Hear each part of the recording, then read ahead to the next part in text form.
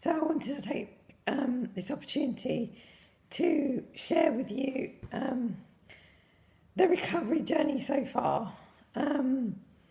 So I got diagnosed with glandular fever back in August, straight after coming back from holiday in Lanzarote.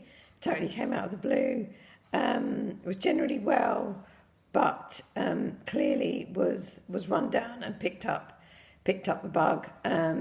In actual fact, I went for some blood tests due to some issues that I was experiencing with extreme bloating and struggling with really eating foods without really feeling quite rough in terms of my gut, as I say, mainly due to bloating. So anyway, I went to the doctors, had a few blood tests, and incidentally, the blood tests came back all fine from an IBS perspective, but actually threw up the issue regarding glandular fever. And I did actually have the symptoms of feeling sort of quite feverish. My muscles were aching, and there was days where I was just constantly kind of rubbing all my muscles, and just really didn't feel good. So actually, the glandular fever diagnosis explained what was going on. Having had that, I had another batch of blood tests, and 2 weeks later, there was a crossover with the blood test results, and so the doctor wanted to have some more blood tests. Anyway, after a number of blood tests, I got confirmed diagnosis of Lyme's disease. And Lyme's disease is following a tick bite, and the tick being infected, and obviously biting onto me. Anyway, so again, this just came out totally out of the blue. I didn't have a rash or any sign of a bite. Having been to Lanzarote, I did get a couple of bites, but I just thought they were just normal mosquito bites, and I generally do kind of flare up from them.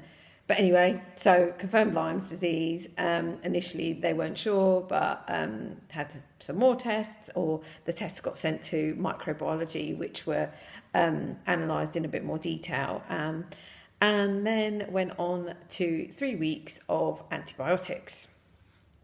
So generally still feeling quite rough. I was up and about in terms of dealing with the little kiddies, who actually are my motivation, but there were times where I did feel quite low, so it was generally up and down, but really my throat has been the worst in terms of all symptoms, together with the tiredness, to be honest.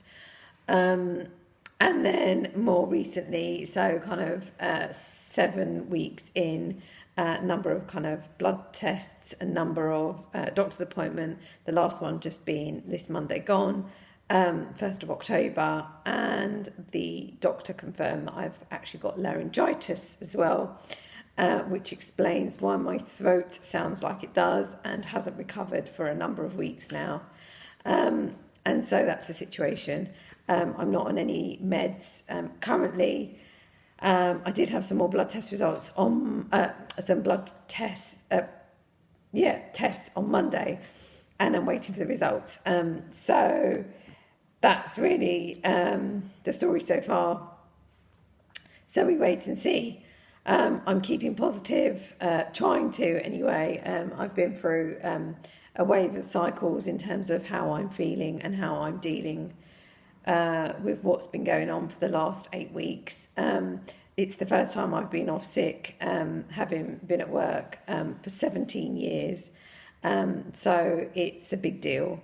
Whilst I'm functioning fine in terms of, getting out of bed and doing sort of day-to-day activities. Clearly I'm not myself. I kind of describe it as losing my mojo.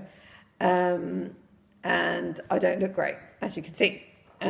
Lost the spark, lost the energy, lost the get up and go, but really trying to keep positive. I know, and I genuinely hope I will get better from this, but it has been a setback, and I see it as a positive. Something positive will come out of this. I am hopeful for that. I've been doing a lot of reading. I've set up, various things in terms of what I want to do going forwards. Kind of, who am I? I've been doing a lot of meditation, yoga, stretching.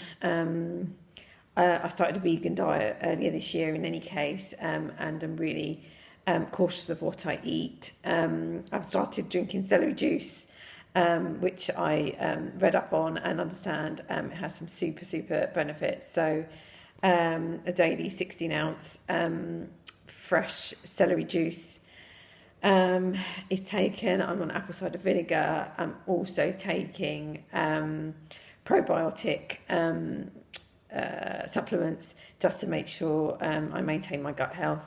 So that's what's been going on with me. I just wanted to share with you really my journey so far, and really say that it's important to keep positive. Life has a way of testing us.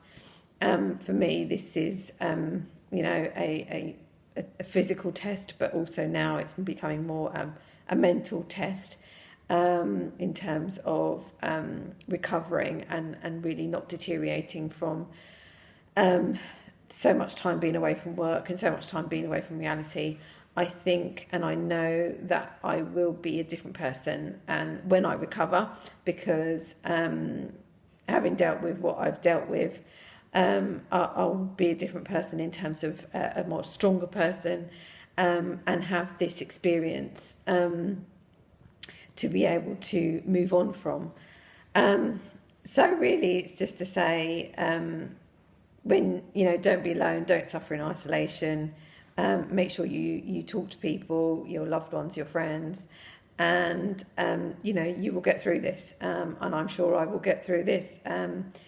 It's ups and downs, good days and bad days, but the good days should and need to outweigh the bad days, and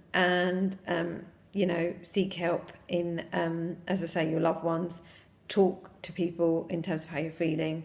I've actually started journaling, so journal, write down what you're thinking, feeling, what makes you happy, and I think what's worked for me is actually writing down your intentions for the day in terms of how you're going to try and feel, perhaps what you want to achieve in the day, even if it's read a chapter of a book or order something on Amazon, which you've been meaning to do, whatever it might be, just give yourself some purpose.